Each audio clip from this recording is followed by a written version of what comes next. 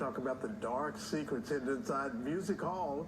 It's Scott Santangelo, a board member and ghost tour guide with the Friends of Music Hall. And Scott, I've not seen you in a while, so it's good to see you this morning. And talk about one of our favorite landmarks here, Music Hall. And in this case, a haunted music hall. The stories have been around forever, and the stories are coming from credible people too, right?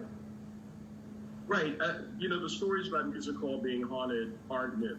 And the more you learn about the history of the site, the easier it becomes to understand or explain the phenomena that so many different people have experienced there over the years.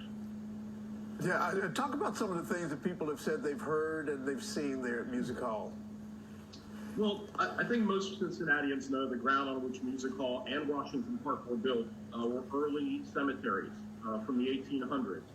And renovations have always uncovered human remains from those cemeteries.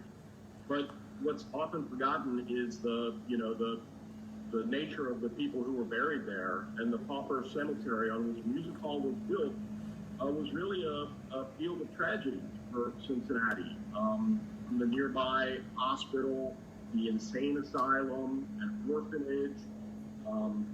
There were disasters in the 1830s, a flood, a measles epidemic, a cholera epidemic. All those remains for the unclaimed bodies ended up in this cemetery. And since Music Hall was constructed, there have been reports of odd phenomena related to the building, both inside and out. Yeah, something. I've heard some of the stories before, the odd voice or the odd apparition, that sort of thing, but none of them seem to be stories of threatening appearances of whatever this may be.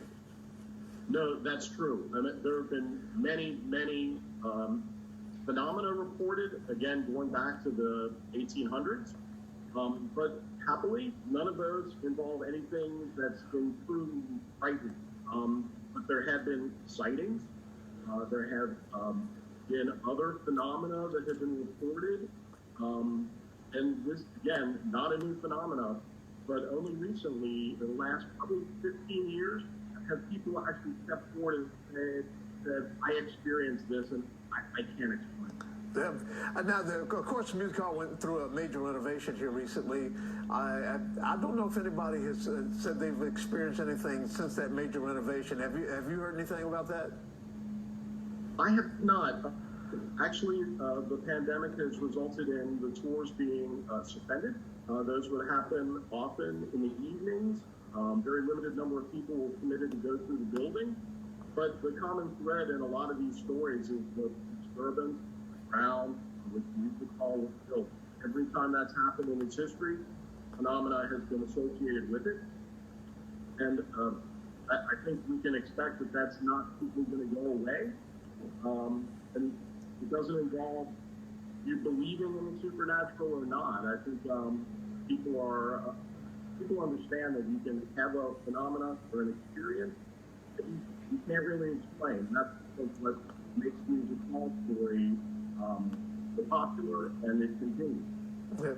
Now, we only have a few seconds left. Any chance of the tours coming back? The ghost tours? Yes, definitely.